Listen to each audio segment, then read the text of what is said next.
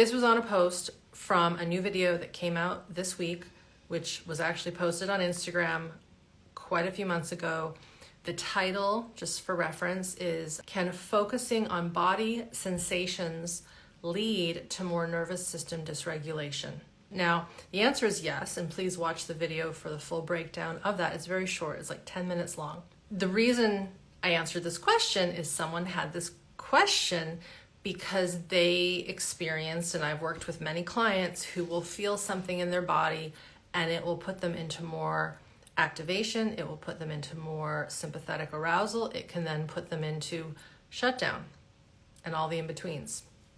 It can also flare up a condition, right? It can lead to mental distress if we don't know how to contain, be with, dare I say, manage, or the fancy words from somatic experiencing. One of the things I'm trained in is pendulate our attention and our focus elsewhere, or titrate, bring in little bits of these sensory experiences that could be overwhelming or too much if we don't know how to shift our focus elsewhere. So that's what the video is about. One of the comments under that said, feels like there is a war on the internet between all of the somatic gurus. So I'm not sure if this person actually watched the video or made an assumption based on the title. And this is not me being combative. It was an interesting observation that this person had. The thing that's interesting is that I would never consider myself a guru. Please never let me fall down that road of becoming a guru where all I think is what I know to be the only thing and the only thing, and that's the only thing. Even Tony Robbins had a great documentary called, I think it is, I Am Not Your Guru.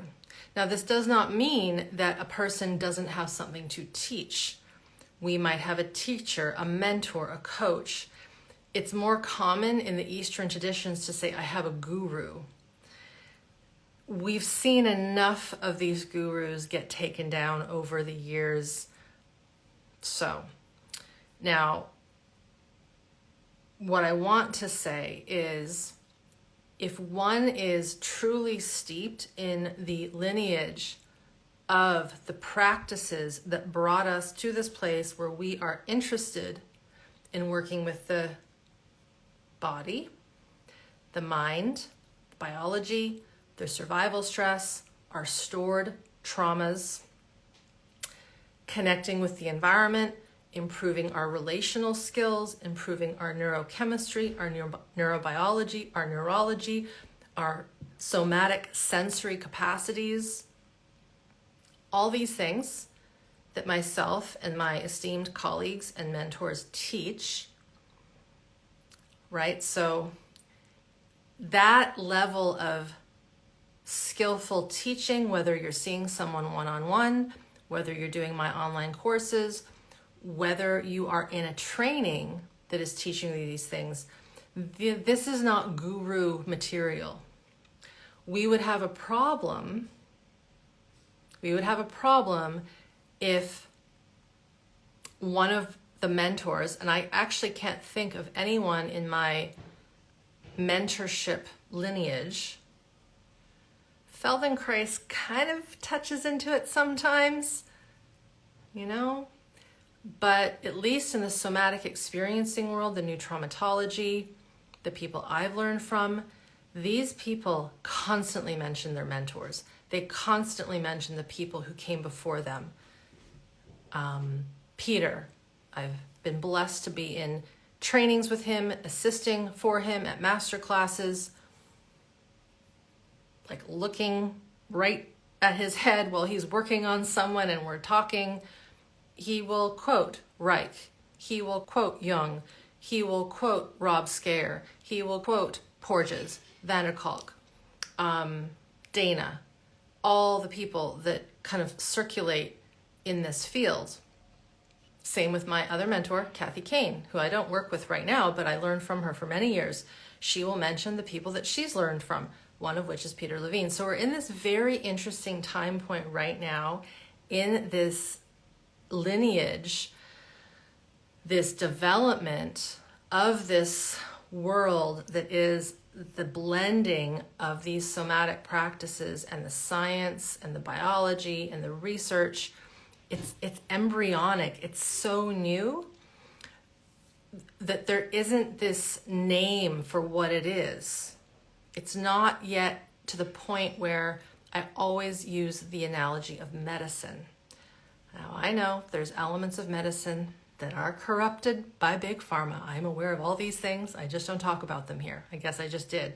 But yes, 100%. But if we take something that is quite pure, like surgery, general surgery, orthopedic surgery, plastic surgery, and I don't mean the kind of plastic surgery to get facelifts. I mean like the plastic surgeons who fix faces when a dog has, taken a chunk out of a child's face, or burn victims, or just people that have been born with a defect and they need a plastic surgeon to fix them.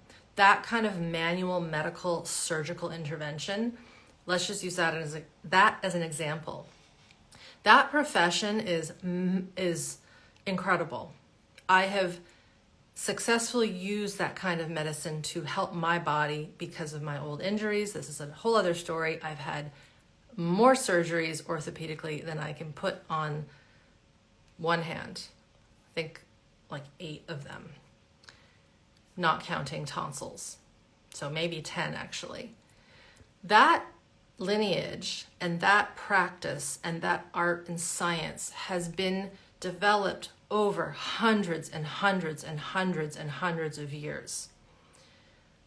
And the only way that practice becomes what it is through trial and error, practicing, researching, people trying things, people failing, people dying.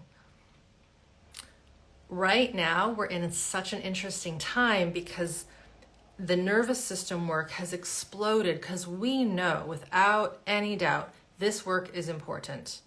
And it's getting on out there. People know I better become a nervous system expert. I better talk about the nervous system. I better talk about trauma because we're seeing that so many of our ailments, so many of the troubles we are having are a result of stored traumatic stress, not just in the body, but in the cells, in our nervous system, how we relate, all these things. So it's so new. And I have not studied medical history. If I had another lifetime, I would, because I would love to go back and back and back and find the history of what it was like back in the day when it was brand new. Because I believe we are in that moment right now. And there's historical notes of people were like, that person's crazy, they don't know what they're talking about. I'm thinking about Galileo, for example. That can't be possible. Tesla is another one I'm thinking of. And then we find out that they were actually right. Just one example. So we're in this point right now where the gurus, we could call them the gurus. I sure as hell hope you don't consider me a guru, because I'm not just teaching my own thing. I am teaching what I have learned from being in 20 years of somatic practice, which is when I started my Feldenkrais training back in 2004. And I've been in the sciences since 1993 with 2 degrees. I don't say that to pat myself on the back. I am just saying this is a profession that has real street cred when you go and look at those who have come before me. All of my teachers have done high-level education at the university level, and then they've created and refined, and they're still testing their work. They're still testing their work. They're not saying this is the only way. Pick me because this is the only way. Someone might need to do cognitive behavioral therapy before they come and do my work. Someone might need to get rid of the toxins in their body or improve their diet and their environment before they do this work. Some people, it's the other way around. They won't be able to do the diet, the exercise, until they work with their nervous system. So this is where there's kind of this choose your own adventure. So to go back to this question, it feels like there's a war on the internet between all the somatic gurus. I think that is an artifact. I think that is an artifact of how embryonic this work is, but also the misunderstanding of what this work actually is and where it came from. I was just having a conversation with Alex Howard, shout out to Alex, whom is a therapist. He runs his own business, and many of you would know him through the super trauma conferences. I've been on his super trauma conferences, anxiety conferences, relationship conferences, so many conferences. And in our last talk for the next super anxiety conference that goes out in September, we started talking about what I'm calling the nervous system influencer. And he kind of chuckled and he was like, that's a great term. I'm like, yeah, I think I coined it. Who knows? Whatever. But he even sees it because he is seeing also, because he's in the world of the internet and all these things, that people are trying to biohack their way through this nervous system healing, trauma healing stuff. But go back to the surgical example, you can't biohack an internal surgery. You can't biohack fixing a femur.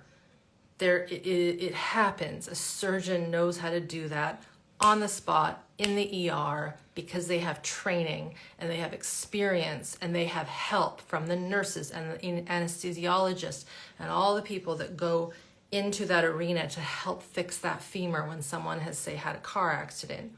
That is the level of training that one needs, in my opinion, and in my experience, to work with somatic systems, working with trauma, working at regulating the nervous system.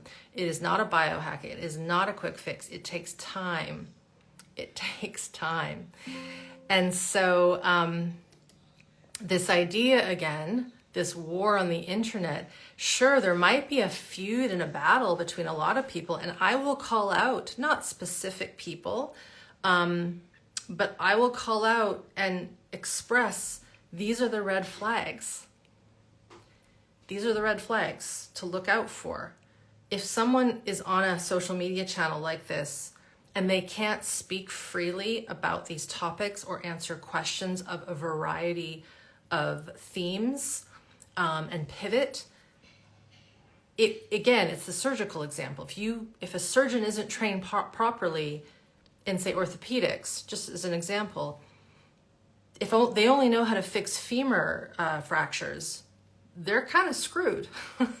They need to know how to set a bone, how to do a crush injury of a pelvis and the carpal bones or the tarsal bones of the feet. They have to understand spinal repair. Of course, they won't do brain surgery because they're not trained in brain surgery, but an orthopedic surgeon will know how to do all of these things. The other thing, they're never good at the beginning. They're new, they're fresh, they're residents. And as they practice, they get better. They make mistakes, they learn, they look at the research, they talk to their colleagues, they go to conventions and conferences, and this is how we build up the work. What is happening on the internet, because everybody knows that they have to work with the nervous system, it's becoming a marketing ploy. And it's dangerous because I'm seeing folks who I mentored with who are not in the health world, who are in the business world, who are starting to use the term nervous system and heal your trauma to get people to buy their programs on marketing, on making money, on all these things.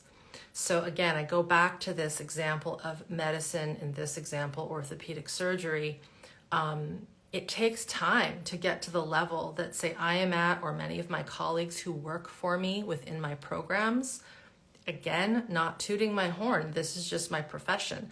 I will be 49 years old this year, and I started studying this stuff in my mid-20s. And I was brought up in a medical environment with two parents who are veterinarians. So it's kind of in my blood, and I've made it my mission to do the best I can to not be a guru and to really take my job seriously. I just happen to be on the internet, right? So again, if you are watching other people who are teaching and producing content and courses that have the terms somatic and nervous system and healing, look at their credentials.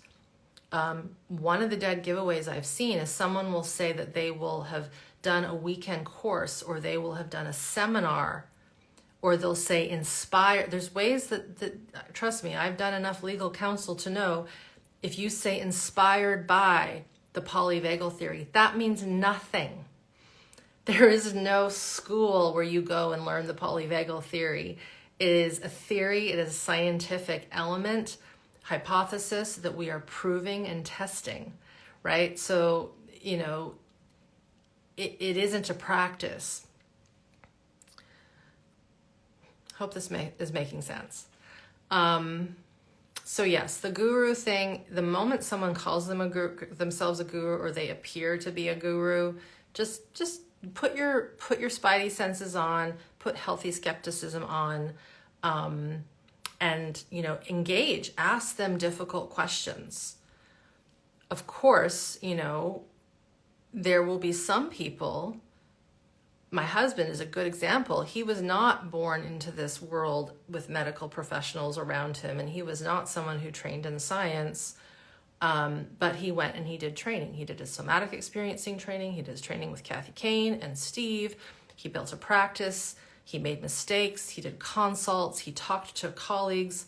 My colleagues and I, we are always talking.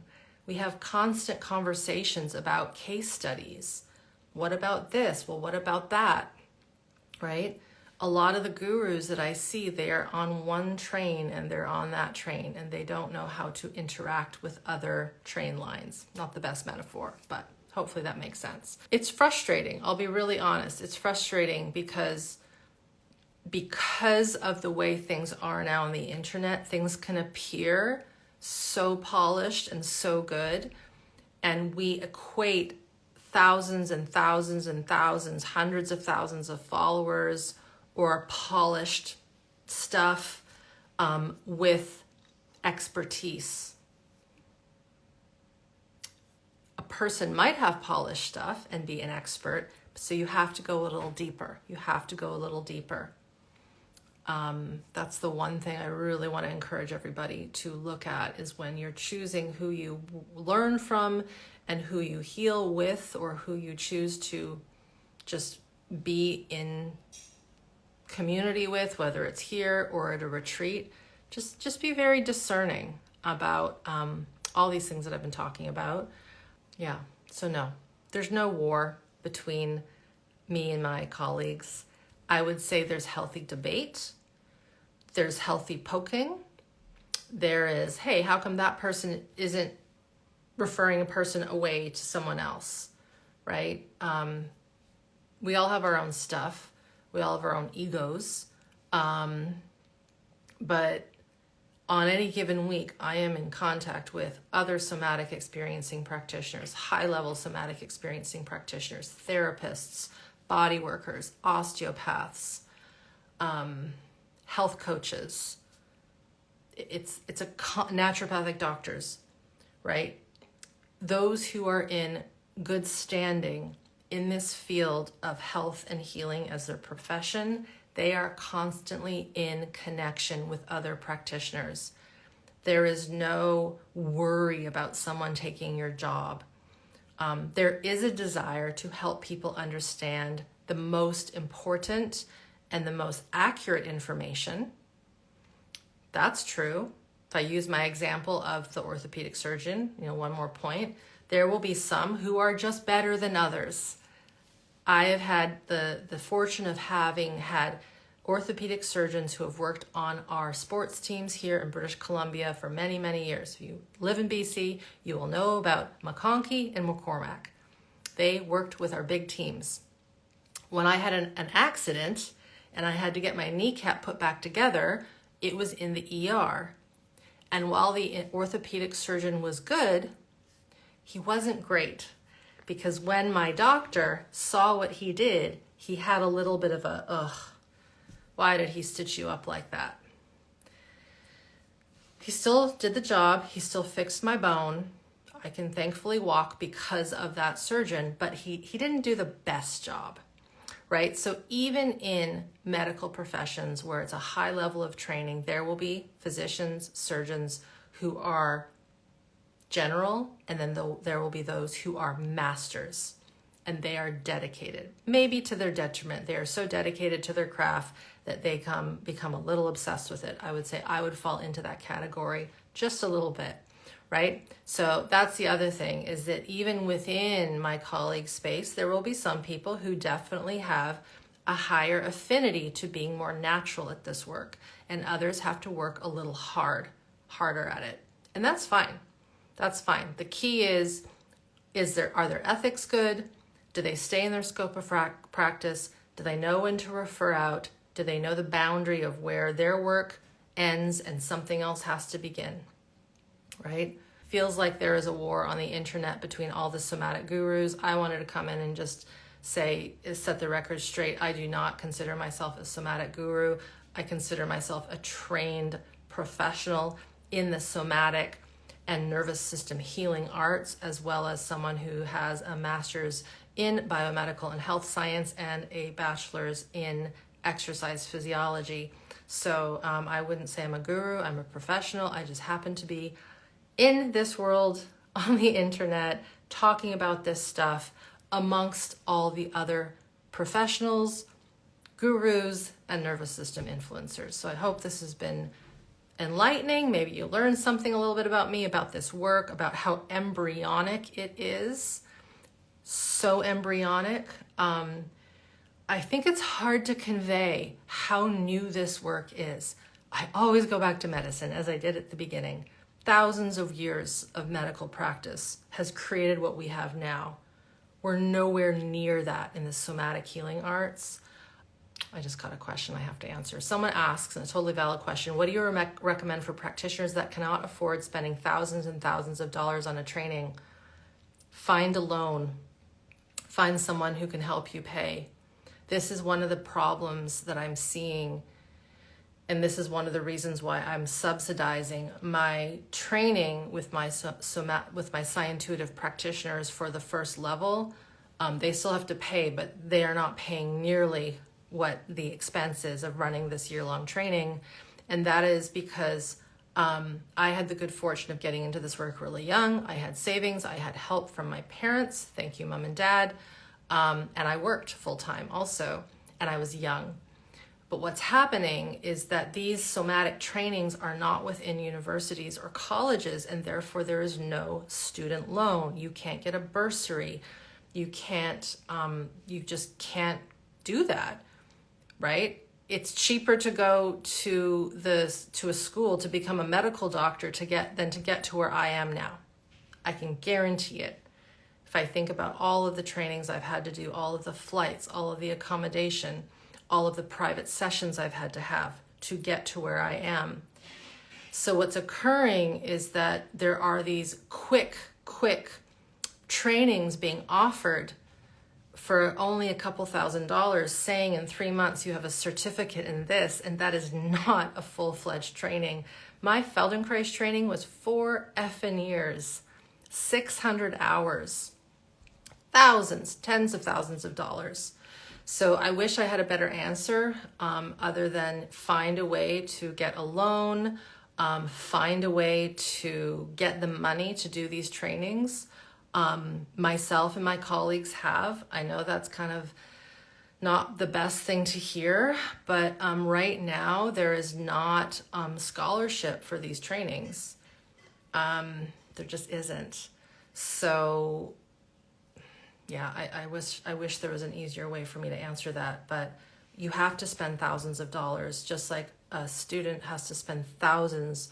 For some medical students, up to, some people come out of medical school with hundreds of thousands of dollars of debt. I do not recommend that, but I know that happens. So yeah, that's the crux we're in right now. I think that will change when people start to realize that this is a real profession, and we start getting, maybe it's private schools. This is my dream, where then we have funding that might Could you imagine? Come from the government. It's probably going to come from private funding, but there's definitely a need to get this work into a place where people can be trained with funding, with scholarship, and normal tuition, right? Normal tuition. And we know colleges, some are more expensive, some are not as expensive, depends on where you go. The other issue, this is more, I'm not sure where this would fall into, but because of the entrepreneurial nature of these somatic trainings, I'm going to say that one more time, because of the entrepreneurial nature of these somatic trainings, it makes it such that we don't have enough young people getting into this work in their 20s. It happens when a person is a bit older, they have some savings, maybe they have a spouse or they have an inheritance. But then what occurs is because they have that financial cushion, and there's nothing wrong with that, they don't need to work. So there's no push to get the work out. So many of the trainings I was in, I was often the youngest person in these trainings. And I was fighting to create a job for myself, whereas many of my peers were already in their 50s, some in their 60s, and this is when I was in my 20s. They had no push to start a practice because they didn't have to make money. So that's the other thing, right? That's the other thing here. So those of you who are in my SPT level 1, you know that I'm doing my best to subsidize our current training. There still has to be some money exchanged because I have staff and we have to pay for venues and admin and all that stuff. But it is a labor of love. It is definitely not entrepreneurial. And I'm very grateful that I'm at a point where I can do that. But it has to not just be me doing this. It has to be the entire system has to change so that we can train people at this level for some exchange of monetary value, but not in the way that I went through, in the way that it took me 15 years to get to where I am, because I had to piecemeal my training, right? There wasn't one place where I could get what I needed. I had to go to all these different places. So thank you for listening. If you have any comments or questions, please drop them below. I would love to read them, and take care, everyone. Bye for now.